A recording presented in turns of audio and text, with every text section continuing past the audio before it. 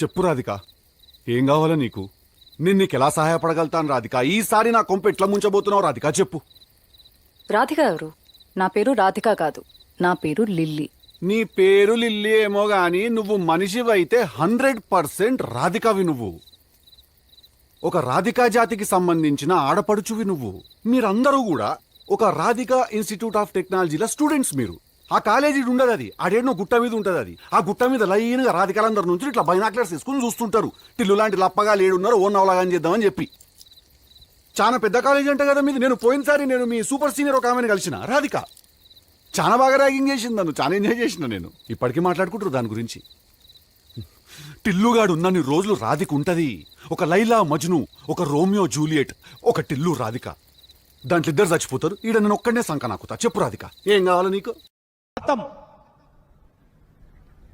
Bye bye, tata, good boy, గయా. ఏమంటే ఏం చెప్పాలరా మార్కస్? ఒక ల్యాండ్ ఉన్నది, అది మన సొంతము, మన పర్సనల్ అని అనుకున్నా నేను. కాకుండా ఊర్లో నా వాళ్ళ అందరి పేరు మీద ఉన్నది. అది ఏం చేస్తాము? అదేదో సెటిల్మెంట్ ఉంటే అదేదో హోటల్కి పోతున్నా నేను. పెడతారు నోట్ల పెద్ద ముద్ద. అరే ఈడనే ఉన్నావా? చూసుకోలే నేను అసలు నిన్ను. లేవు లేవు లేవు, నాడు బయట పోదాం నాడు. లేవు. ఏయ్ బాబు లేవు. ఏ బాబు, వీడు గతం మర్చిపోయి మంచిదైంది. వచ్చిండా సైంటిస్టు? ఎందుకంటే ఇది పెద్ద గుర్తుంచుకునేంత గతమేం కాదు. నువ్వేం పీకి గట్టలు కట్టినావు? నువ్వేమన్నా ప్రభాస్వా? మొత్తం మహేష్మతి నువ్వు చేయబట్టి నడుస్తుంది. రేయ్, నేను రిలయన్స్ ఆఫీసర్ బే.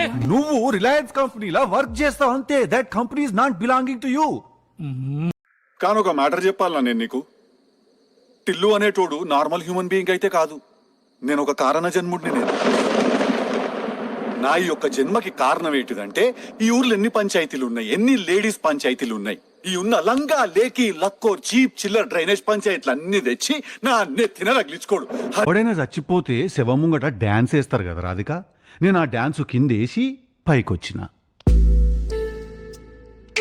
ఇంట్లో ఒక శవాన్ని బిల్డింగ్ లో సీసీటీవీ కెమెరాలు పెట్టుకుని కూడా నువ్వు నన్ను పేరంటానికి పిలిచినట్టు పిలిస్తే నేను ముఖానికి పౌడర్ కొట్టుకుని వచ్చేసిన చూడు. అట్లుంటది మనతోని. అట్లుంటది మనతోని. ఎందుకు ఇంత లేట్ అయింది? ఎందుకంటే మధ్యలో వచ్చేటప్పుడు పోలీసు వాడు పట్టుకున్నాడు. ఓవర్ స్పీడింగ్ 120 స్పీడ్లో వస్తున్నా నేను. మస్తు రూల్స్ మాట్లాడి 500 రూపాయలు అడిగిండు. 1000 రూపాయలు ఇచ్చిన నేను. Guess why? అన్నా నేను వచ్చేటప్పుడు కూడా అదే స్పీడ్లో వస్తాను. మాట మీద నిలబడే మనిషివి కాబట్టిల్లు నువ్వు. నిలబడా నేను వేస్ట్. తాగక ముందు 30 చెప్తా, తాగినాక 90 చెప్తా నేను. నెక్స్ట్ డే పొద్దుగాల మర్చిపోతా. అసలు నాతో పెట్టుకోకూర్రి.